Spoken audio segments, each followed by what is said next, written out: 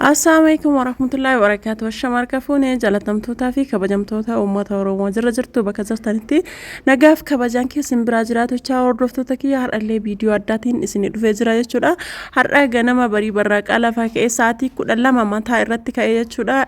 Akka biyya biraatitti akka Awurooppaatti sa'aatii 6tti jechuudha. Akka biyya keenya sa'aatii 12tti ka'ee duqeetii kee gingilfataa jira. Akkuma isin argitan kana saafaa kiyya dhiqee bareechisee fidee akkuma isin argitan kana zayitii kiyya burcuqqoo gimmaashatti naqadhee ergasii soqidda kiyya hanga nagaa na yookiin na barbaachisa jedhu itti godhadhee ittaansee dimbilaala daakkamaa qaba. Dimbilaala daakkamaa kanallee itti godhadhee ittaansee ammallee sukkaara jechuudha. Baay'ee sootiin baay'isin isallee xiqqeeshumaan ka safaraan kanaan irra buusee ergasii bishaan ho'aa qaba waan ta'eef bishaan ho'aa kiyya irra buufadhe akkuma isin argitan kana erga geessee booda isatti qadaadee kaameraa fi beeking powderii duqeetii irratti buufadhe isallee waliin gahee jechuudha. Akka wal fudhatu jechuudha. Kaameraa fi paawudaraaf duqeetii waliin gahee ergasii fidee itti naqadhe jechuudha. Maal hojjechuuf deemaa jirta zulaa jechuun keessaan hin oolu.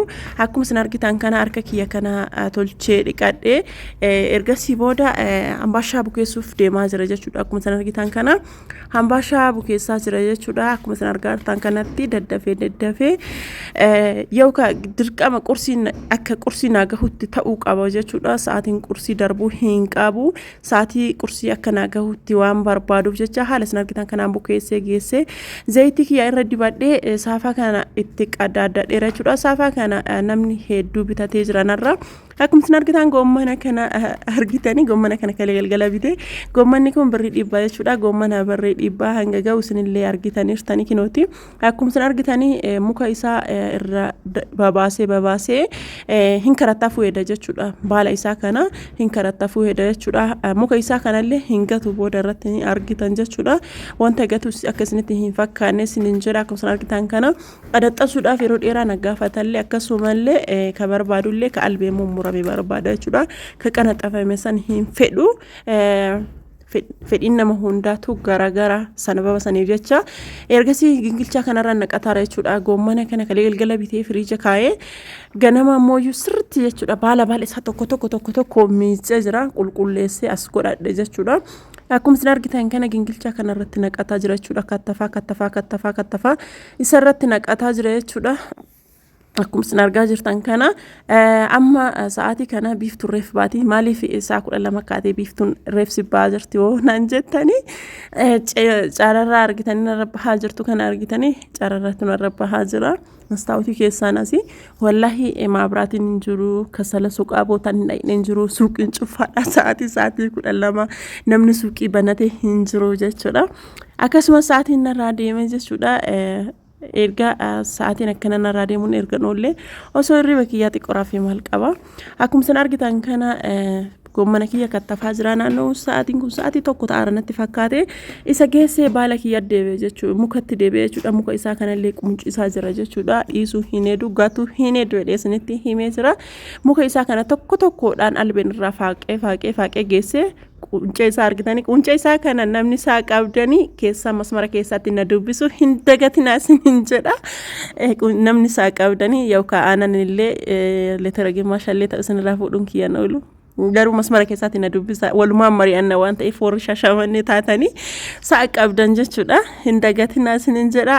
Gara hojii kiyyaatti deebee muka kiyyallee erga quncisee qulqulleessan haala kanaan kinoo kattafee geessee jira jechuudha. Akkuma isin argitan kana maashaallah hangana naaf ta'ee jira jechuudha. Ittaansee shunkurtii kiyya dalgaan kakkaratta fadhee zayitii kiyya fidee zayitiin omar baay'ee waddadee irra ni beektanii wallaahi baay'ee nagarrame kaleessa jechuudha. Birri 1,900 hin bitu seetani waan baay'ee nama garramu. Erga zayitii kiyya irra buusee booda shunkurtii kiyyatti naqadhe haala kanaan aqulaalla'ee erga shunkurtii naqulallamee booda muka isaa sanitti naqe. Maaliif jennaan mukaaf baalli wal bira hin bilchaatu hin beektanii. Akkaataa mana maraatu garagara erga isitti naqadhe mukni sunillee na xabbafamee booda goommana kiyya kakkarattafee kana itti naqadhe haala kanaan gadi qaqqabee jechuudha. Gara biraatitti deemuu heeda hangasitti isinillee na eegaa isin jira. Isa kanatti kaddanadhee gara ilee ho'isuudha jechuudha. Akkuma isin argitan kana ammallee deebi'ee galabbataa jira. bilchaataa jira waan ta'eef haala gaariidhaan na xabbafamaara waan ta'eef haala isin argitan kanaan akkanatti wajjin gahadhe jechuudha. Ka jalatti zayitii fi shunkurtii uumama jala jiruu fi ka gubbarraa walitti goliin gahee amma naa bilchaatee jira. Akkuma isin argitan kana kinooti sa'aatiin kun sa'aatiin ni bilchaatee fidee dimbilaalaa kamoonii itti nannaqaa jira jechuudha. Akkuma isin argitan kana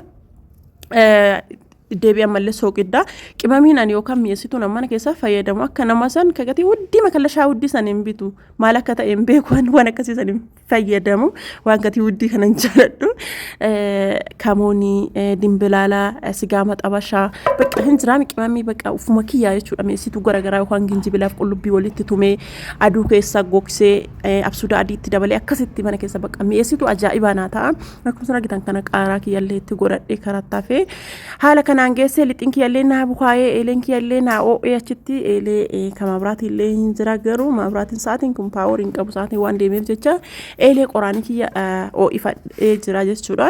Namoonni eelee mabraatii qabdan kamuu eelee qoraanii osoo dhabuu baattanii baay'ee bareeda yeroo tokko tokko mabraatiin hin badaa waan ta'eef akkaataa isin argitan kanaan bakka akka naa bareedu jechuu jechuun jira bakka akka ijatti nama toluuf haala kanaanii sirreeffadhee eelee kiyya rigee erga geessee booda qoshashaa isaa lixiidhaan qulqulleessaa jira irraa haala isin argitan kana tiriidhaan hojjadhe an bakka akka ofii kiyyaatitti jira maaliif jennaan namni waraqaa madaabaraan keessa bahu san namni qabdani maashaallah baay'ee bareeda anis san hin qabu hin jiru inni waan ta'eef tirii kana irra godhataara jechuudha. Tirii irra godhadhee ergasii achirra gad kaa'adha.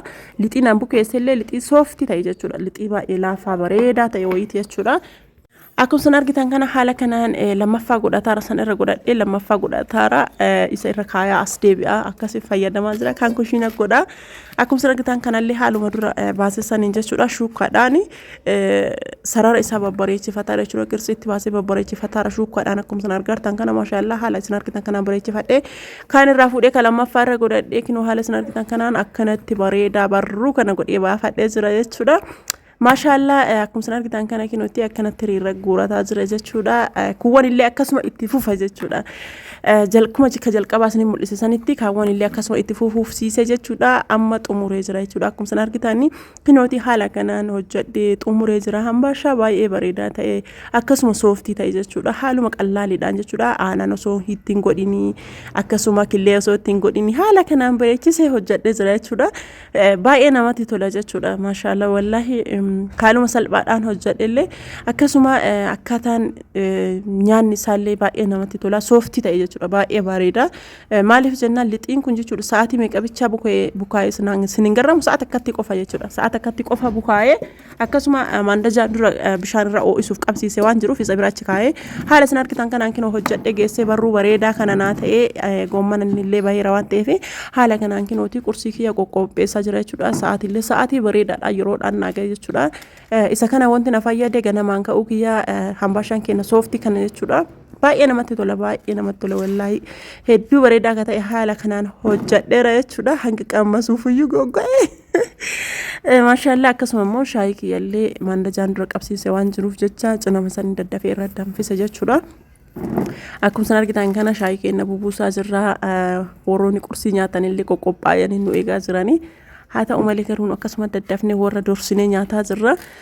Isiniin ja'a haaluma salphaadhaan qursii keenya hojjannee sa'aatiillee osoo hin balleessinii hojiin ganamaanii yeroo ganamaan kaane wanti martuu nu salphata dalaguulleen wanti martuu nu salphata waan ta'eef kinoo qursii keenya haala kanaan qopheeffannee jira jechuudha. Namni hunduu qophaa'ee jira. Daftee nu biraa hin kaatu nu jalaa hin kaatu nyaatti teetii nyaattee quufteedhanii na kolfisiisaa jiranii as suuratti. Kaameraa sababattee nyaataa jirta kophaa kan kee jedhanii na kolfisiisaa jiran jechuudha.